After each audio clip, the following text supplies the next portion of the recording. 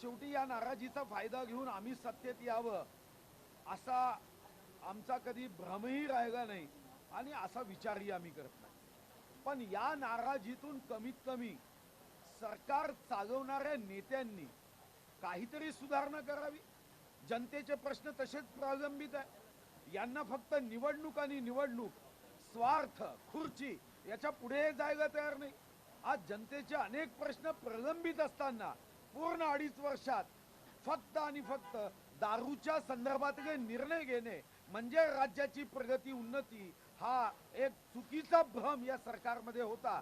तो उतरला पाहिजे, हा माज संपला पाहिजे, हा अहंकार आणि गर्वाचं हरण झालं पाहिजे. हे या निवडणुकीच्या मागची भूमिका आहे. बहुजन विकास आघाडीची मतं महत्वाची आहेत. प्रवीण दरेकर जितेंद्र ठाकूरांना काही दिवसांपूर्वी भेटायला गेले होते. मात्र आज विधान भवनात महाविकास आघाडीचे नेते जितेंद्र ठाकूर यांच्या स्वागतासाठी उभे होते. मला वाटते जितेंद्र ठाकूर यांची मतं भाजपला मिळतील. असं आहे, कोणाची मतं भाजपला मिळतील हे जाहीरपणे सांगणं योग्य नाही. गुप्त मतदान पद्धत आहे. अंदाज तुम्ही बांधायचा आहे. 6 वाजता निवडणुकीचे निकाल जेव्हा येतील तेव्हा यावर आपण अंदाज बांधू. पण आज कोणी कोणाला मतदान केलं हे जर मी सांगितलं आणि कोणी कोणाला मतदान केलं नाही हे सांगितलं तर मला वाटतं की कमीत कमी लोकशाहीमध्ये मी संविधान वाचलं आहे, निवडणुकीच्या संदर्भातले नियम वाचले आहे. अशा पद्धतीने नाव घेऊन कोणी कोणाला मतदान केलं किंवा कोणी केलं नाही एवढा राजकीय निरक्षर मी नाही. सर, विजयाचा प्रसाद कोणाच्या हातावर जाईल? सर, विजयाचा प्रसाद कोणाच्या हातावर जाईल? जनतेच्या हातावर.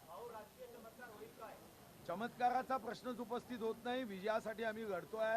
आमचा चमत्कारावर विश्वास नाही, कर्तृत्वावर, कर्मावर, जनहितावर, जनसेवेवर आमचा विश्वास आहे. जनतेची मनं जिंकून त्या माध्यमातून राज्य सरकार आणि आमदाराची मनं जिंकून त्या माध्यमातून राज्यसभा व विधान परिषदची निवडणूक हे आमचं ध्येय आणि लक्ष्य आहे. सर, हिंदी में जानना चाहेंगे, अभी जो वोटिंग अंदर चल रही है, जीत के बीजेपी के जो दावे हैं वो कितने सही हैं? क्योंकि महाविकास आघाड़ी का कहना है उनके पास जादुई आंकड़े हैं, वो 6 के 6 उम्मीदवार अपने आसानी से जिता लेंगे।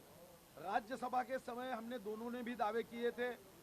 किसका दावा सच था, सत्य का आधार था, तर्क का आधार था, वो राज्यसभा में आपने देख लिया.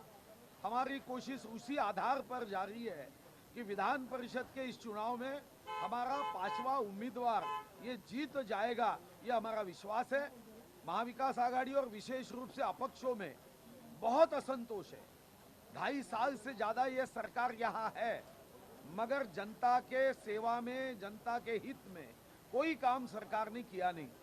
और यहाँ पे जनता के हित के बजाय दारू के बारे में कई निर्णय हुए.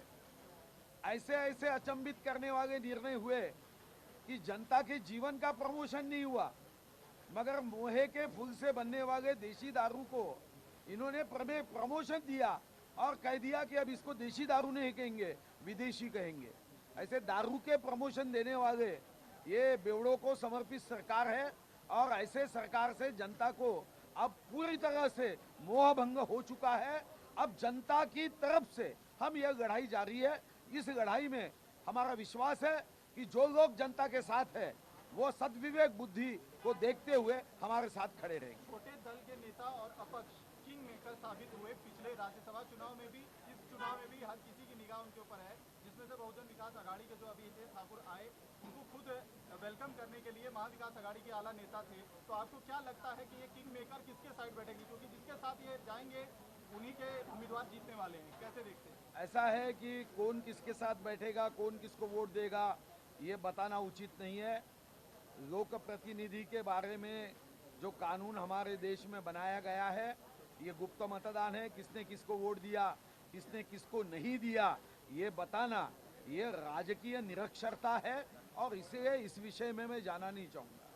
काँग्रेसचे सुभाष साय यांनी सांगितलं की मोदी हिटलरची मौत असं तरी वक्तव्य केलं. असं आहे की काँग्रेस वगैरेंना आता बोलताना कोणतेही भान राहिलं नाही. सत्ता गेल्यानंतर अशा पद्धतीचं भाष्य केल्याने त्यांना काँग्रेस मोठी होईल असं वाटतं.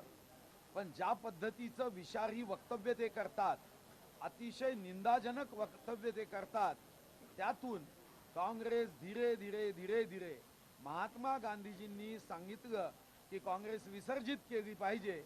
सुबोध कांत हे महात्मा गांधींच्या स्वप्नाला आकार देण्यासाठी, पूर्ण करण्यासाठी प्रयत्न करताय. महात्मा गांधींचं काँग्रेस विसर्जित करण्याचं स्वप्न हे सुबोध कांत आणि अशाच नेत्यांच्या माध्यमातून पूर्ण व्हावं हीच आमची सदिच्छा है. असलम शेख जो कांग्रेस के बड़े नेता हैं और महाराष्ट्र में मंत्री भी हैं, उनका साफ तौर पे कहना है कि अटल बिहारी वाजपेयी की जो भारतीय जनता पार्टी थी वो अब नहीं रह गई, उनके सिद्धांतों को फॉलो नहीं करने वाली रह गई है, क्योंकि एक समय उन्होंने कहा था कि तोड़ फोड़ करके सरकार बनाने की जरूरत नहीं है, अगर सत्ता आती है तो आए, जाती है तो जाए. इस सिद्धांत पर अब बीजेपी नहीं चलती है. क्या अपने वरिष्ठ नेता को भूल चुकी है बीजेपी? मुझे लगता है जहां वो मंत्री है, एक बार ये बात अपने मुख्यमंत्री से कह दे कि मुख्यमंत्री जी ऐसी तोड़फोड़ की राजनीति करने के बजाय चुनाव करे, दूध का दूध पानी का पानी करे, जनता किसके साथ है, जनता जनार्दन का आशीर्वाद किसके साथ है, ये आने वाले दिनों में समझ जाए.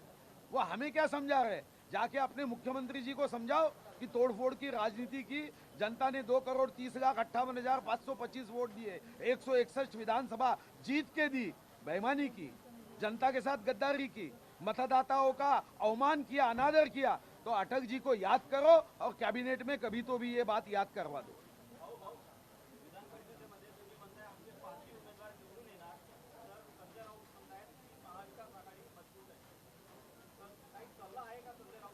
नाही, मी त्यांना सल्ला देत नाही आणि त्यांना सल्ला देण्या इतका मी मोठाही नाही.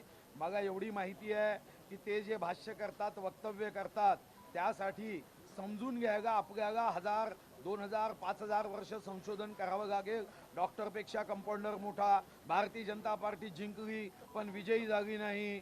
पाप केल्याने कोरोना होतो, असे जे त्यांचे वक्तव्य आहे ते वक्तव्य पाहिल्यानंतर मला वाटतं की आपण खूप सामान्य आहोत. 10,000 वर्षानंतर जे वक्तव्य समजू शकू ते आज ते करतात, म्हणून त्याच्यावर मला भाष्य करायचं नाही. ते म्हणाले की 20 ते 25 मतांची आवश्यकता आहे दुसऱ्या 5व्या उमेदवारासाठी भाजपच्या. कोणी करणार काय? 56 आमदाराच्या पक्षाला सत्ता बनवण्यासाठी 145 आमदाराची आवश्यकता होती. कुठून आले आमदार? शिवसेनेचे निवडून आले होते का? बस. हा? चांगली गोष्ट आहे ना. सुबोध कांत सहाय ने सर जो कहा है प्रधानमंत्री के लिए जिस तरीके अपशब्द इस्तेमाल किया है कि हिटलर की मौत मरेंगे, इस बयान को किस तरीके से देखते हैं आप? देखो, सुबोध कांत जी जो कह रहे हैं वो कांग्रेस की अभी की नई स्वभाव और नया राजकारण की नीति है. कांग्रेस के इसके पहले भी अगर आपने वाक्य देखे तो बड़े नीच स्तर पे कांग्रेस चले गई है. महात्मा गांधी जी का जो सपना था, वो सपना था महात्मा गांधी जी का कांग्रेस विसर्जित करे. ऐसे ही लोगों की वजह से जो डर महात्मा गांधी जी के मन में था कि अब कांग्रेस विसर्जित करना चाहिए, मुझे लगता है सुबोध कांत जी ये गांधी जी का सपना पूरा करने की कोशिश कर रहे हैं. जैसे जैसे गलत शब्दों का वो इस्तेमाल करेंगे, 17 राज्यों से कांग्रेस को निश्चित रूप से 50% से ज़्यादा वोट भाजपा को मिल गए. कांग्रेस को 17 राज्यों में कम वोट मिल गए. 20 राज्यों में एक भी सीट कांग्रेस जीत नहीं पाई. जैसे शब्दों का इस्तेमाल करेंगे वैसे वैसे और 1-2 राज्य कांग्रेस को सफाया करने में बढ़ते जाएंगे. प्रियंका गांधी का कहना है कि जिस तरीके से अग्निपथ योजना है वो युवाओं के खिलाफ है. अब उन्हें सत्ता से समय आ गया है कि सत्ता से गिराने की जरूरत मोदी सरकार को आ गई है. ये प्रियंका गांधी का कहना है. और क्या कहेंगे? रॉबर्ट वाड्रा जी को स्किल डेवलपमेंट का प्रमुख बनाओ. वो युवाओं को समझाएंगे कि 1 रुपए के 1 करोड़ रुपए 1 घंटे में कैसे किए जाएंगे. क्या बात कर रहे हैं आप? अग्निपथ योजना आपको समझी नहीं तो आपने ऐसी बातें करना है देश के बारे में, देश के युवाओं के बारे में, देश के सीमा की सुरक्षा के बारे में. जिन्होंने सिर्फ सत्ता और सत्ता उपभोगी है, कुर्सी के नीचे कभी नहीं आए, वो अभी युवाओं के बारे में अगर कहने लगे तो ये आश्चर्य है. 7 अजूबे इस दुनिया में 8वां अजूबा कांग्रेस है.